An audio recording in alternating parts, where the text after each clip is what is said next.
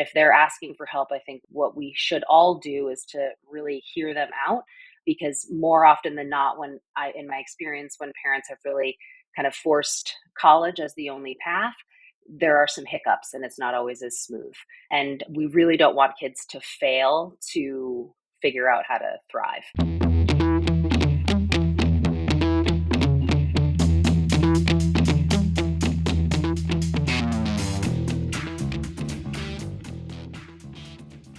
Hey, everybody, welcome back to the podcast. It is now the end of October, and we've got early college deadlines next week. And I know that me and my team have been really busy just getting our kids to the finish line here. And today I'm actually gonna hopefully interrupt the franticness and the feel of this impending deadline just sort of looming over all of us with a conversation with somebody who works with students who are at the very beginning of this process. Her name is Rachel Leja. She works for McMillan Education, which is I like to call them a close partner of ours. We know them very well. We've worked with them and their students for many, many years, and we really share a lot of the same values. And Rachel works on college planning, particularly for neurodiverse students, really helping them think through what are their goals when it comes to their education. And she's helping the whole family think about, all right, if this is our goal, whether that's a gap year, a vocational program, the workforce, or a traditional college, it could be any number of other things or a combination of any of these things. Based on whatever that goal is, what resources, skills, and environmental factors we need to make sure are in place so that the student can pursue those goals to the best of their ability. And a lot of the work that she does is really helping students understand what are those options out there and then reflect very honestly about where they are in terms of their preparation and planning for whatever that situation may require. So I was really excited to invite Rachel to the podcast to talk about the work that she does, to let you all know that getting ready for college is not just writing college essays. That's part of it. But there's so much more to this and at a higher level, right? It's not diving immediately into which college and which major and which program and all of those things, right? We can approach this from a slightly higher level and make a great plan, set some really good goals, do some reflection to understand what those goals should be, and then start to chip away at a plan that would take us towards those goals. So take a listen to Rachel. I'll see you on the other side. Rachel, thank you so much for joining me today. I'm really excited for people to hear about what you do and how parents can kind of observe their kids in the college process and make some plans for their future. So let's start there. Tell us what you do. Thank you for having me, Sheila. My name is Rachel. I'm an educational consultant with McMillan Education, and I work with students and families to find schools and colleges that will be best fit. And I work with students who have learning disabilities or are neurodivergent in some way. And I mean, I have so many questions for you today, but let's start by talking about how you came to focus on this. Like what was your own educational journey? Yeah, so it has been a journey. I went to college for professional writing. I thought I was going to be able to write poetry and maybe a book someday, and I quickly realized that that was, after graduation, not what I was meant to do.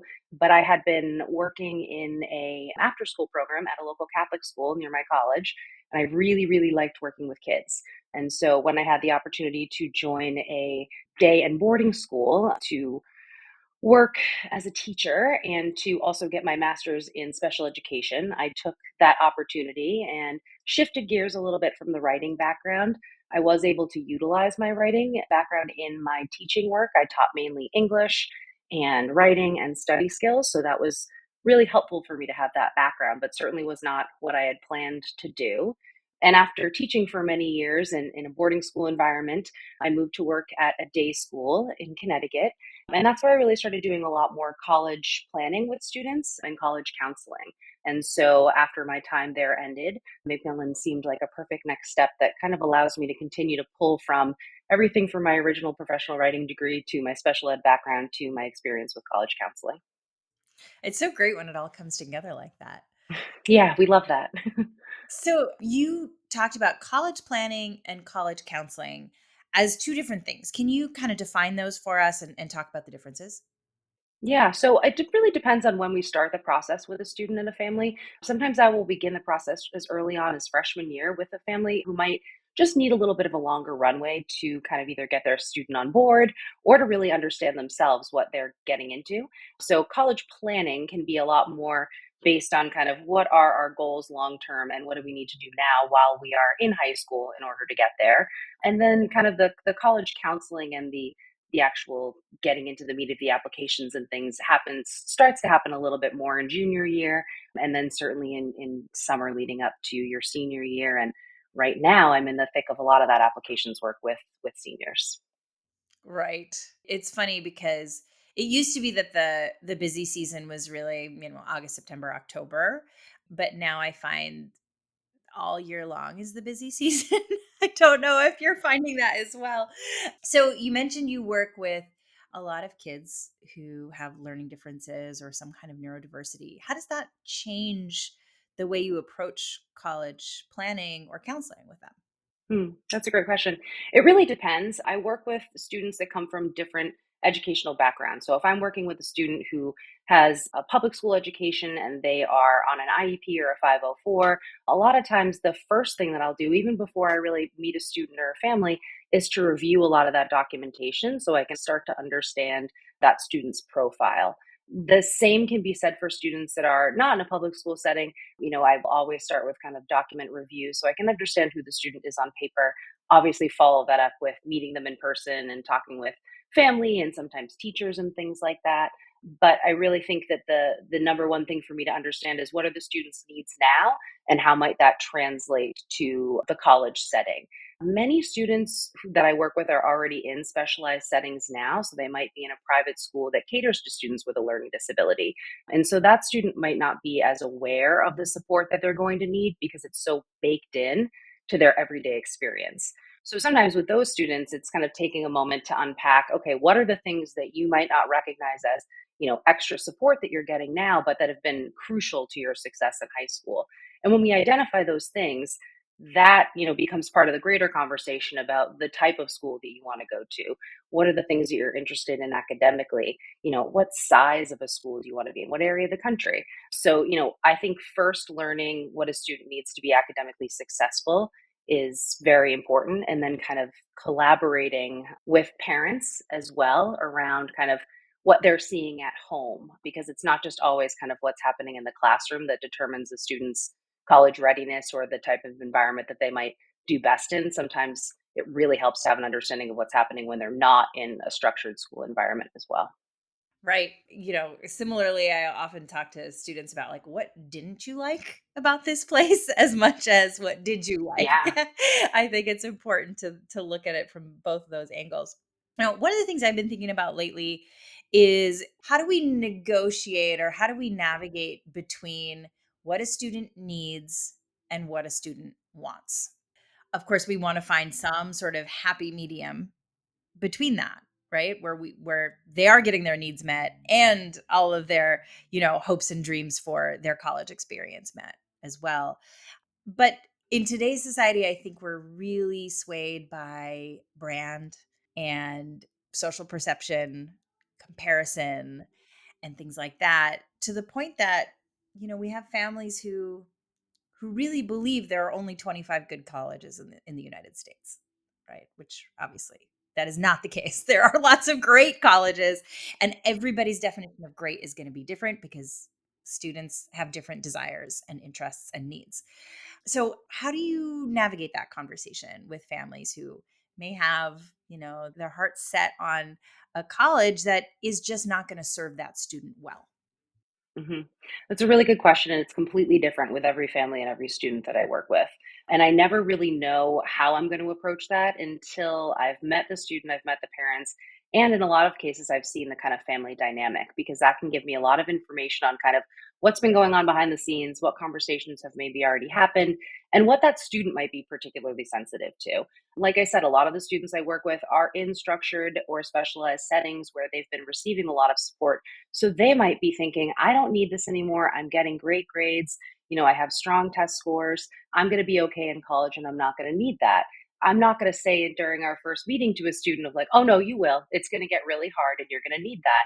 It's about, building that trust and building that relationship so that a student can ultimately hear from me when we're building that final list. Like, we might need to add some more schools on here that are going to fall into that likely or target category because you have a lot of schools that you're very excited about that are more selective, but we want to make sure you have schools you're excited about that are within kind of that target range. So when decisions come out, you have a lot to choose from. I think with parents, it can be more challenging because there are expectations too for them as parents in terms of how that relates to where their student goes to college. A lot of times, mom and dad want to talk about where they went to college, and that's great. But sometimes for students, that can really hinder their own process of discovering what's important to them.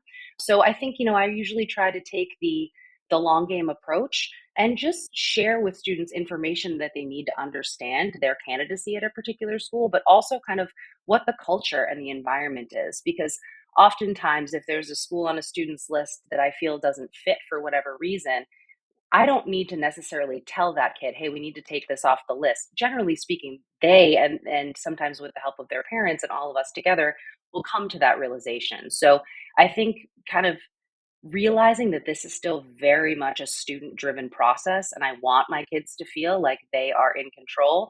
So really we don't take anything off the table unless it's, going to be detrimental to the student in some way. We're going to, support them in applying to colleges that might be more aspirational. And I've had students in the past who surprise me and they get into a college that I wasn't necessarily thinking that they might get into, and then we can kind of double back and say, all right, are there supports that are going to be available to you there that you can take advantage of? So you'll be just as successful there as you would be at a more supportive school.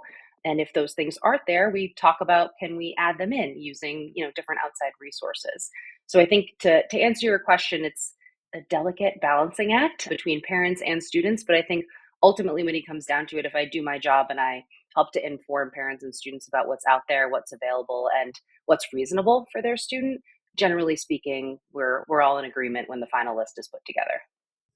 Yeah, it's a process, right? We have to do it's a delicate dance, like you were saying, Yeah, but yeah, we get there. And it is really a wonderful feeling when, you don't have to say, I don't think this school is a great fit for you, but because the student is so engaged in understanding what's at that school, what are the opportunities, what's the culture like, what might my day to day look like, they're able to say, I don't think this school is the right one for me.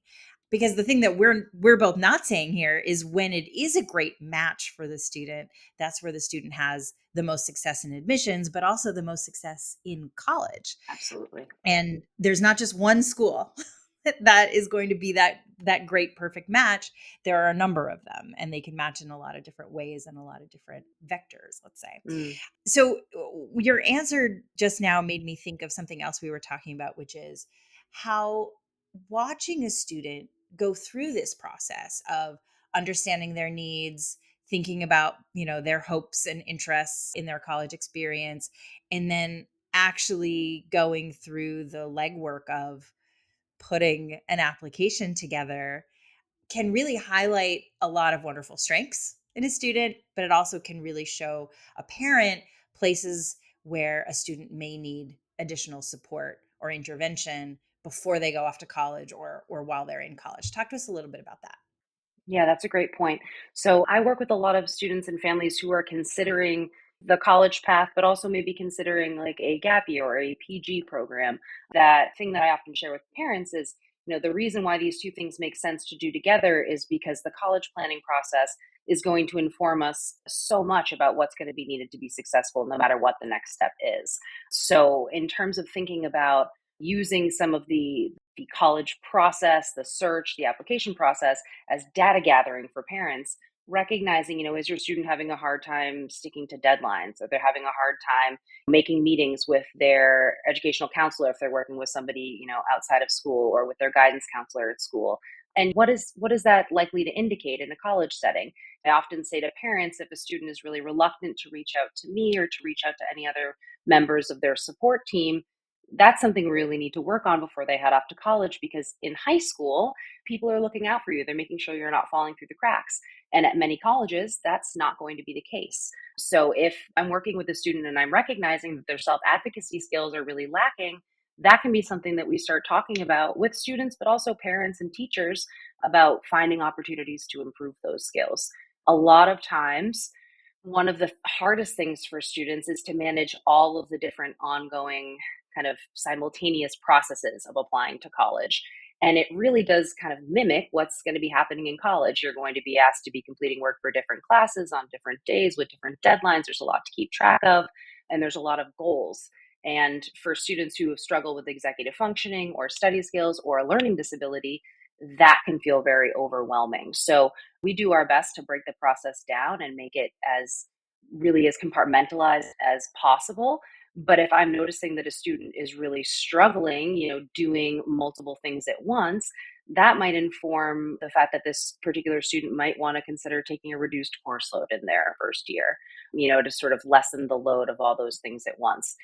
And again, for those students that I'm working with that may be considering doing something else instead of college after graduation, we can really pinpoint those areas where the student is falling short in terms of college readiness by using things like assessments and, like I said, parental anecdotes and my experience with the student to really inform what kind of next step might get them ready to either attend college that following year or to set them up for success elsewhere.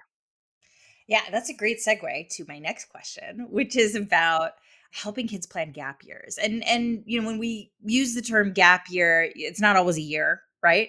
You can think about it. It could be 3 months, it could be 6 months, it could be 9 months, or it could be more than a year even. But in that kind of period of time between high school and the next step of their education, there's a lot of stuff that students and their families can be doing to build the readiness, to build the skills, to improve self advocacy, all those things that you were talking about. So, how do you work with a student?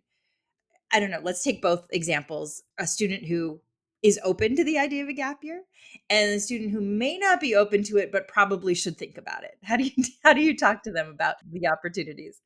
That's a good question. I'm going to start with the trickier one first, which is, I think, the student that says, "No, I'm ready. Let's go." And generally speaking, behind the scenes, the parents are going, "I'm not sure we're there yet."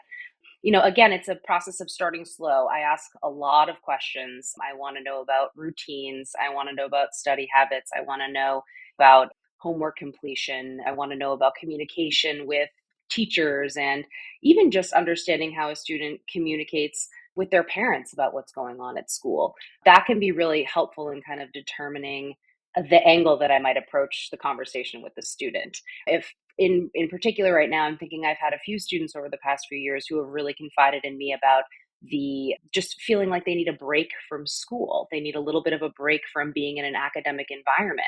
And so we'll really try to unpack that and understand, is it the academic demands? Are you feeling like you want to do something that is just more physically engaging, or that might be more adventure based in order to kind of get outside of your comfort zone and do something different? That type of student might really benefit from something, like I said, that's more adventure based, or a volunteer opportunity abroad, where they can continue to kind of develop themselves as a person and gain independence and confidence and certainly experiences that they can take with them, but they're not stuck in a classroom again immediately after graduation, but they're also not stuck sitting at home. They're still making forward progress. So for a student that's just feeling like they're not ready to make that decision to go to college yet, they're not sure maybe what they want to study, I might recommend a program that it's more exploratory in that way, that will allow them to continue to build on their strengths, but get just far enough outside their comfort zone that they have to work at being uncomfortable and managing being uncomfortable and getting through that. When I'm talking with students who might recognize that they're struggling a little bit more academically in terms of the workload, they might need some more specific skills. A lot of students right now we're seeing, and I'm sure you can speak to this too in your work, but deficits in math coming out of COVID, lots of students who aren't ready for the pace, volume, and complexity of the reading assignments that are coming at them. So if there are students that need more structured academic preparation, we might talk about a more traditional PG year at a boarding school, where you're having the experience of living away from home. If you're a student that hasn't done that before, there's something about that that feels similar to college, but maybe one step removed. And within a boarding school, and Don McMillan talked about this when he was on your podcast, but just there's so many structures in place that really help students to build healthy habits that will really serve them well when they're in college. So, I think it's really about trying to understand from the student's perspective what is it that they're maybe reticent about or concerned about, and trying to share with them that there are opportunities for them to shore up their skills, whether those be social skills or academic skills, in a way that isn't going to stop them moving forward, but in fact is probably going to enrich their application when they do decide, if they do decide to apply to college. And I'm sure you're really familiar with this too, but there's research out there that shows just how successful students who have done gap years are in colleges, right? And gap years are far more common outside of the United States than they are within the United States, but they're certainly growing in popularity. And audience, if you haven't looked at those statistics, I would say look some of them up. You will be shocked. But it also makes sense that when a student is quote unquote living in the real world, priorities become a lot clearer. And either they can be really driven to say, oh, yeah, I want to do well in school, or they realize how certain executive functioning skills help them in the workplace. And they have to develop them because of the environment that they're in, that then they can translate them to the school environment. And students are really quite successful. And a very large majority of them do go back to college. I know a lot of parents are worried that if my kid doesn't go to college right after high school, they're never going to go. But that is certainly not always the case. Which takes me to the next thing I wonder if you could share with us is, how do those conversations go with parents?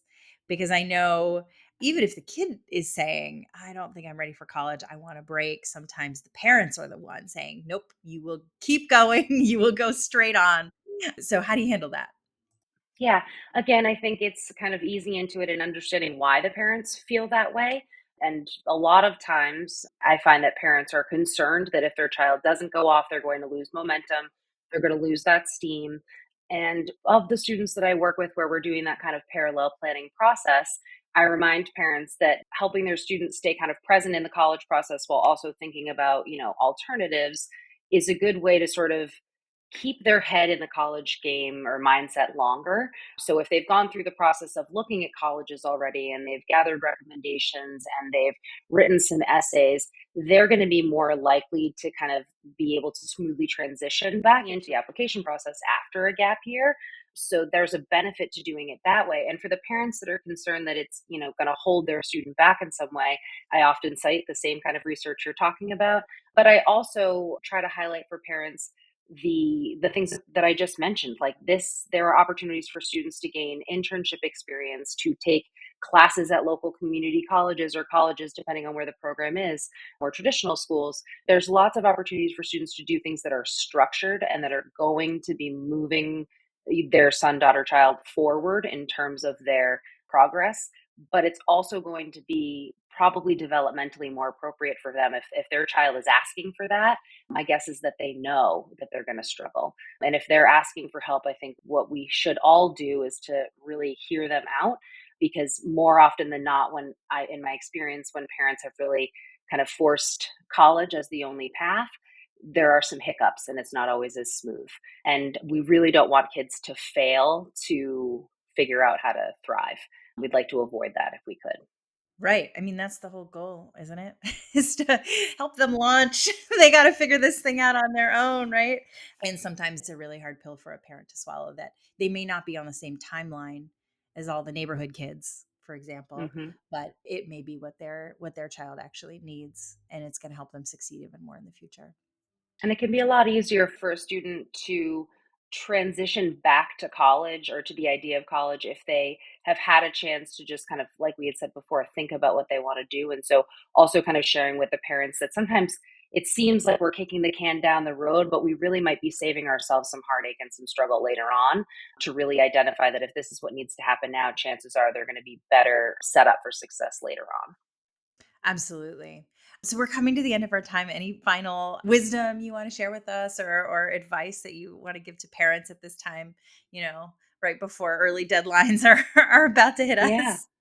Yeah, I know. I think the thing to remember is something you mentioned earlier is like there are so many colleges out there that are such great fits for different kids for different reasons. So, as a parent, I think if you can be open to the schools that your son, daughter, child are excited about and try not to maybe cast any disparaging remarks from the beginning that might influence them one way or another, I think that's a really good thing to remember. And also just during this time, if you're noticing that your child is struggling, make note of those struggles and talk with the people that are on their team, whether that's people at their school or if you're working with an educational counselor, so that everyone can get on board with the goals, so that hopefully by graduation they're set up to do whatever it is that they should be doing next. That's great. Thank you, Rachel. So I'm sure there are people listening who are like, oh my gosh, she gets it. I need her help with my child. If we have listeners who want to get in touch with you, where's the best place for them to learn more about what you do?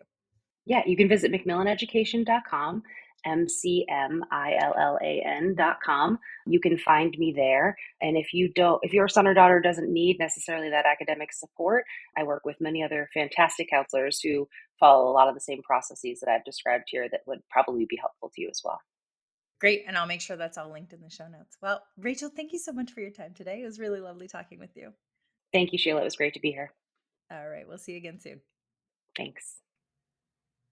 Well, there you have it, folks. I hope you enjoyed that conversation. I know I did. I just love talking to people about how they work with teenagers because I think we all bring something so different to it. And at the same time, are really insistent, are really careful about creating space for a student to take control of their lives, to imagine what taking control of their lives might look like. And so I get really excited when I get to talk to people about that. Okay, if you were just hungering for a little bit more of like, but okay, if the goal is college and we're sure that that's the goal, what do we do? How do we get our ducks in a row? Well, next week we will be talking about exactly that. How do you get yourself set up from the early years of high school to navigate the college process with ease, with less stress, with more clarity? And so that'll be what we talk about next week. And I'm really excited to share my approach with you there. So I hope to see you next time, and thanks as always.